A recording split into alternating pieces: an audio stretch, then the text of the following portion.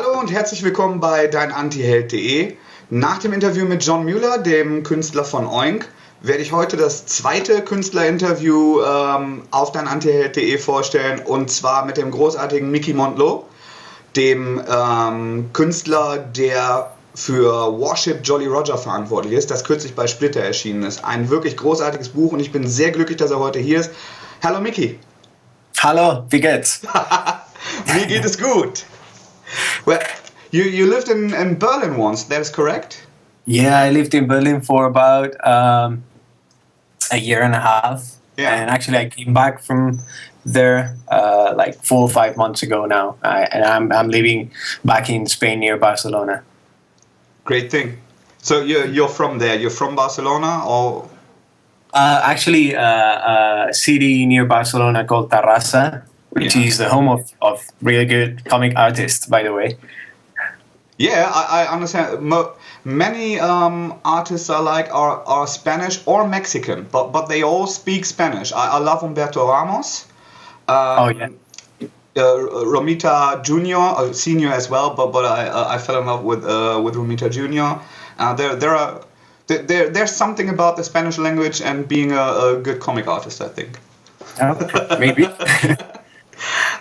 Well, Warship Jolly Roger, the first book of Warship Jolly Roger now appeared in German. It's a great book. It's going to be my comic book of the month.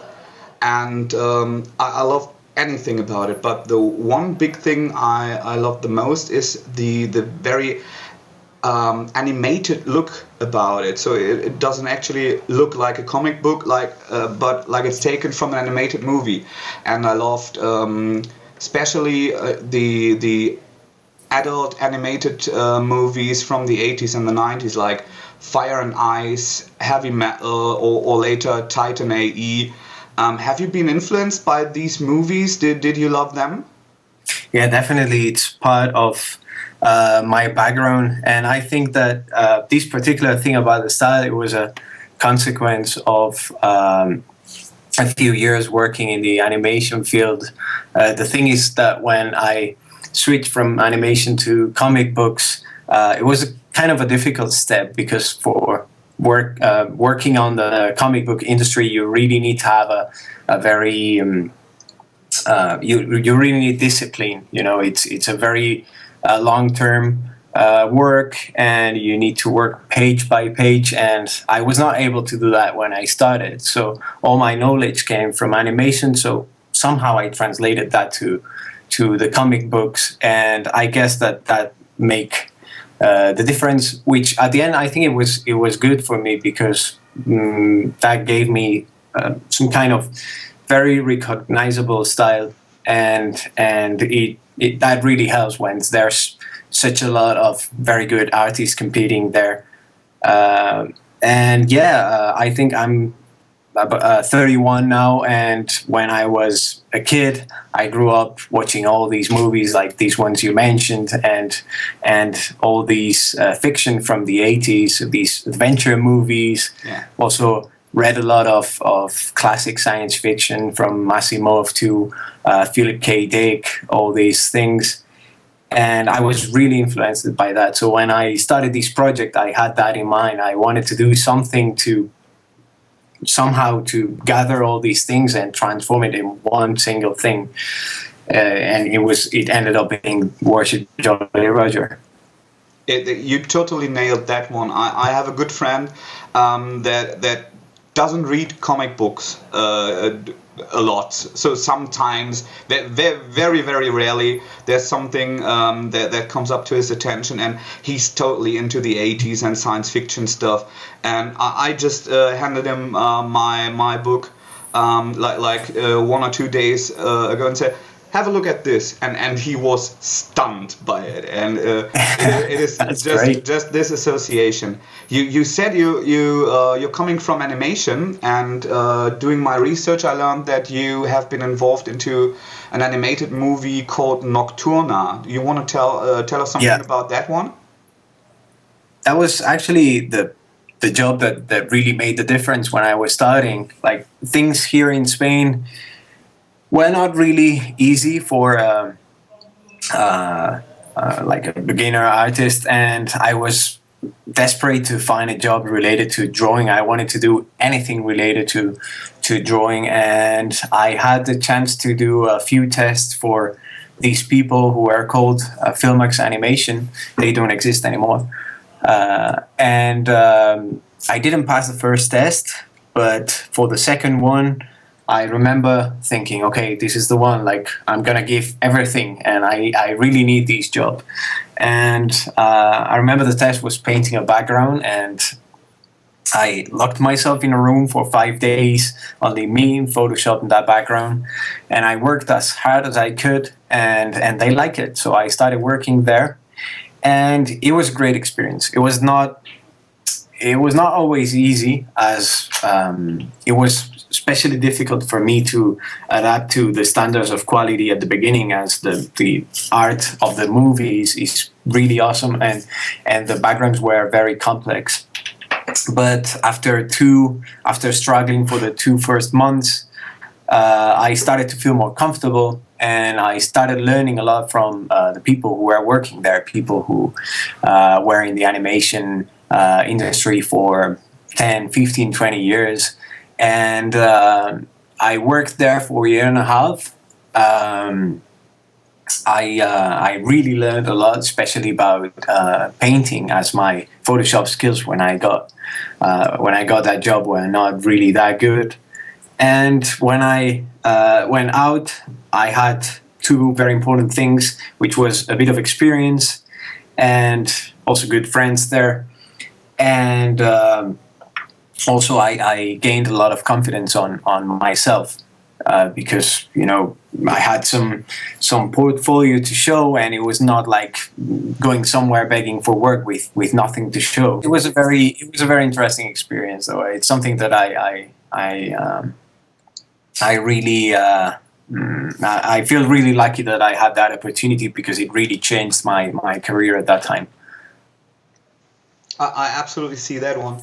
And have you been involved into other movie projects? Or I saw you did a lot of work for video games, like Broken Sword, that is incredibly popular in Germany. It's called Baphomets Fluch hier. Yeah, I know it. And Hollywood Monsters as well. You did a lot of that stuff, is that right? Yeah, the thing is with that is that when I was a kid, I used to play all these point and click games. Yeah. Also, I have an older brother that loves these kind of games, and I used to play since I was like 4 years old. I played all the classic games like Loom, Manic Mansion, the Indiana Jones from. Yeah, Monkey Island, Indiana Jones from LucasArts, and I totally loved these games. Actually, I had a project when I was, I don't know, maybe 8, 9 years old, of someday developing my own point-and-click games. And a few years ago, I got an email from a company called Péndulo from Madrid, and they were, I would say, probably the best video game company here in Spain dedicated to that kind of games. So I already worked in Nocturna. At that time I was also working in some other animation series and stuff, and they offered me to paint some backgrounds for their new game, which was Runaway 3: A Twist of Fate. Mm-hmm. And then I learned that all these games were very popular in Germany as well. And I worked from there. I worked in Runaway Twist of Fate. I know very nice people and really good painters like Alfonso Salazar, one of my best friends, who's now working in video games in Singapore. And I worked in that one. Then I worked in Hollywood Monsters too. And there I could do character design, which is something that I always loved. But you know, it's not easy to land in a project and that they allow you to define the style that way. And yeah, from there I stopped for a while. I was doing other projects. Then one day I got an email from Charles Cecile from from Broken Sword, and I worked with them.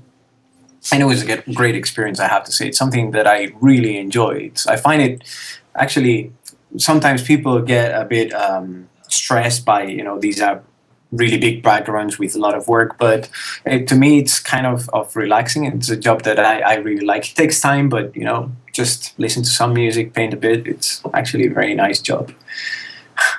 Yeah, great to hear that. I also saw on the internet that you are giving lessons or seminars regarding coloring and lighting, and I think that is a very clear thing, because the coloring and lighting I've seen on Warship Jolly Roger are just gorgeous. They are very detailed. You have these very cartoony and flat characters, and what you do afterwards with some layers is, obviously, we all saw your YouTube videos, is generated with a computer, but has a very natural look to it. And these seminars, are there actual classes where you meet people, or do you do them on the internet, or how could I imagine that?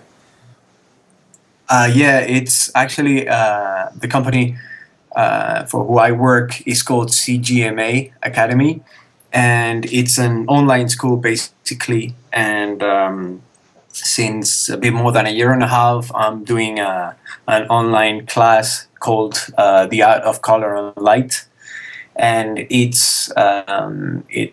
takes 8 weeks, where we teach from the basics to the more advanced techniques for Photoshop and basically to paint. And the lectures are by Tyler Carter, and I do all the reviewing and then weekly live demonstrations. And it's something that I really like, because it allows me to keep in touch with other artists who are learning. I actually have the chance to learn also from them, and yeah, something really nice. And also it allows me to keep practicing a bit of English, because now that I'm back here, it's getting a bit rusty again. Yeah, but I think we can communicate with each other, although we are both not native English speakers. Definitely. Let's hope the people think so when they look at this interview. Let's have a look back at Warship Jolly Roger. Now, I said a few times how much I like it, and that means I want more.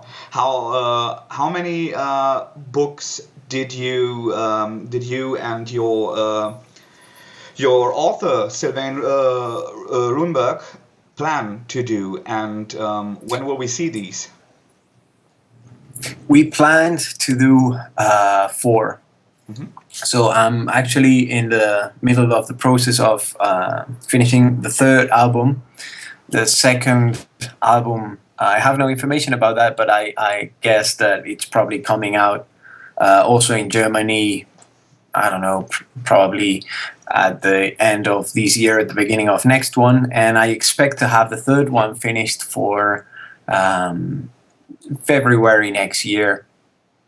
And everything points to the fact that the 4th one is going to be the last one. I would say it's 90% sure. There's a chance there could be more, but for now, my idea would be that we just close the storyline there on the first 4.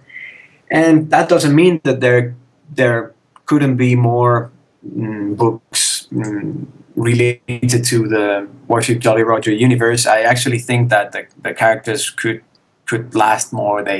I start to feel very comfortable drawing them, and I started to feel like I know them much better. On the first album, it was a bit difficult, especially for the acting, because I was learning, how to do comics properly. I still do, but it was especially the acting to understand psychology of the characters was a bit difficult. But now that once I finished the 2nd album, I started feeling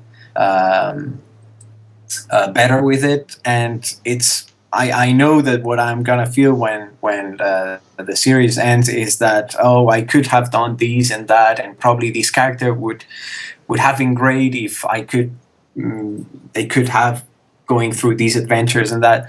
So it's gonna be a bit difficult to leave it, but I think it's good for storylines to be closed at some point, just to finish and then start a different thing.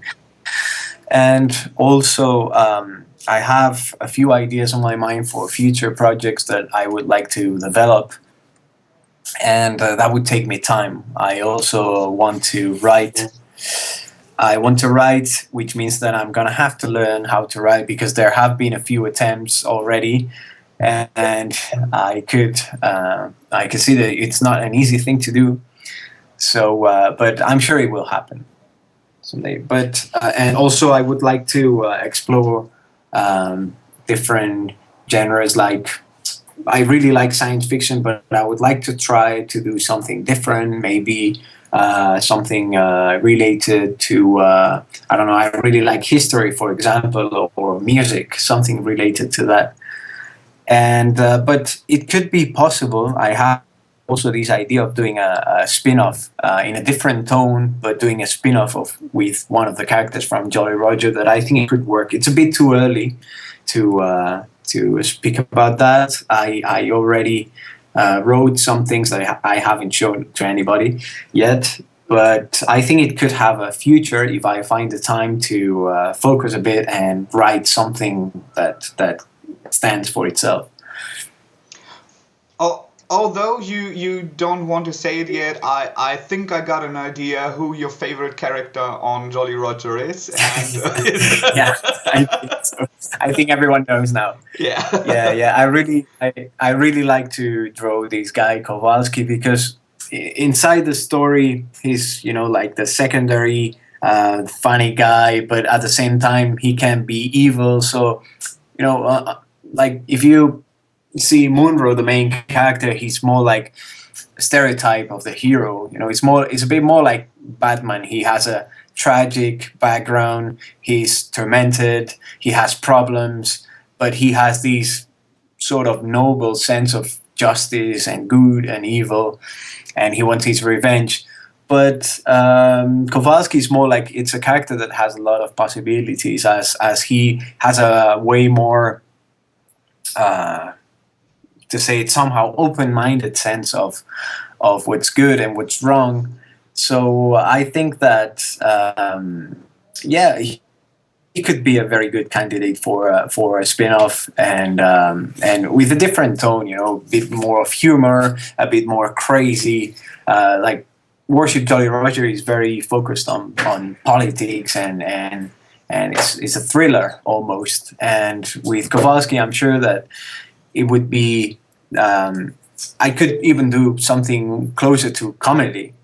Mixing science fiction with comedy. I think it's something that could be interesting. But as I said, it's very early yet. I don't know if that's going to happen someday or not. Could be. I would like to.